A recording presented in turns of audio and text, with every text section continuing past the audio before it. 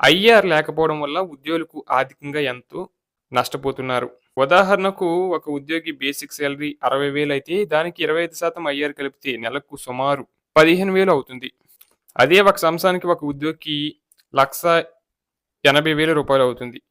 అలాగే తెలంగాణలో దాదాపు 4,50,000 మంది ఉద్యోగులు, 2.5 లక్షల మంది పెన్షనర్లు ఉన్నారు. కేవలం ఐఆర్ మాత్రమే ఒక ఏడాది ఆలస్యమైతే 7,00,000 మందికి 1,80,000 వేరేసి చూస్తే 12,600 కోట్లు నష్టం జరుగుతుంది. ఇది ఉద్యోగుల జోబు నుంచి ప్రభుత్వం దోచుకున్న డబ్బు అని ప్రభుత్వ ఉద్యోగులు చెబుతున్న లెక్క. అలాగే పీఆర్సీ ఆలస్యం అంటే 5 సంవత్సరాలకు ఒకసారి రావాల్సిన బేసిక్ సాలరీ పెరుగుదల ఆగిపోతుంది. దీని ఎఫెక్ట్ అన్ని రంగాలపై ఉంటుంది. అందులో ఒక డీఏ నష్టం. సాధారణంగా కొత్త బేసిక్ సాలరీ మీద డీఏ కలుపుతారు. బేసిక్ పెరగకపోతే ప్రతి 6 నెలల డీఏ కూడా తక్కువ. ఉదాహరణకి 60,000కి 4% డీఏ ఇస్తే 2,400.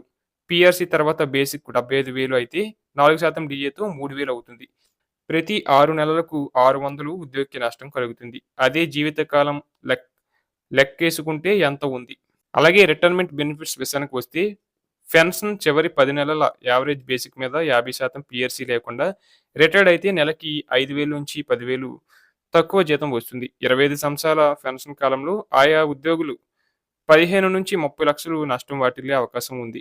ఇక గ్రాట్యుటీ విషయానికొస్తే 16.5 నెలల బేసిక్ మ్యాక్స్ తక్కువ. గ్రాట్యుటీ తక్కువ. అలాగే లీవ్ ఎన్కాష్మెంట్ 300 రోజుల జీతం.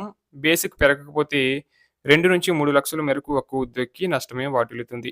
ఇక పీఎఫ్ విషయానికి వస్తే ఎంప్లాయీ కంట్రిబ్యూషన్ కూడా బేసిక్ మీదే కాంపౌండ్ ఇంట్రెస్ట్‌తో కలిసి రిటైర్మెంట్ కార్పస్ లక్షల్లో తగ్గుదల ఉంటుంది. అలాగే ద్రవ్యోల్బణం వర్సెస్ స్తంభించిన జీతం. 2018 పీఎస్సీ తర్వాత 7 సంవత్సరాలు అవుతుంది. ఈ 7 ఏళ్లలో బియ్యం 25-60 కేజీలు 140% పెరిగింది. అలాగే గ్యాస్ 600 నుంచి 900 అయింది. 75% పెరిగింది. స్కూల్ ఫీజులు 2 రెట్లు పెరిగాయి. ప్రభుత్వ స్కూలులో చదివిస్తే అవి కూడా ఉండవు. అలాగే మెట్రో సిటీల్లో 50-80% మేర అద్దెలు పెరిగాయి. జీతం మాత్రం అదే. అంటే ఉద్యోగి నిజమైన ఆదాయం 40% పడిపోయింది. దీన్నే ఆర్థిక శాస్త్రంలో సైలెంట్ పే కట్ అంటారు. ఇక మీరు చెప్పినట్లు ఈఎంఐలు, గోల్డ్ లోన్, పర్సనల్ లోన్, జీతం చాలకపోవడంతో ఉద్యోగి ఏడాదికి 15-24% వడ్డీకి అప్పులు చేస్తున్నాడు. ఐఆర్ 15,000 ఇస్తే ఆ డబ్బుతో లోన్, ఈఎంఐ కట్టి ఇంట్రెస్ట్ భారం తగ్గించుకోవచ్చు. ఐఆర్ లేకపోవడం అప్పు మీద అప్పు, ఆర్థిక బానిసత్వం పెరుగుతూ పోతుంది. అలాగే కుటుంబం, సమాజం చీలిపోతుంది.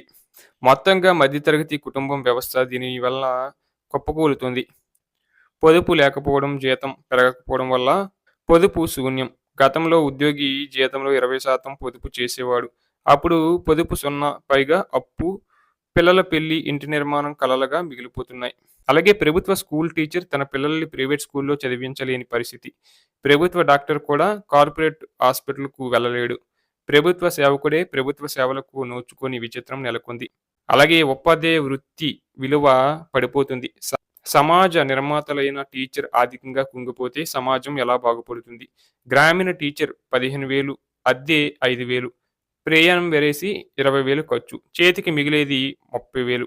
కుటుంబం గడవడం కష్టంగా మారింది. కేవలం చదువు చెప్పడమే కాకుండా సర్వేలు, ఎన్నికల డ్యూటీలు నిత్యకృత్యంగా మారాయి. ఓ రకంగా టీచర్ ఇప్పుడు డేటా ఎంట్రీ ఆపరేటర్‌గా మారాడు. గతంలో ఉన్న గౌరవం ఇప్పుడు లేదని చెప్పాలి.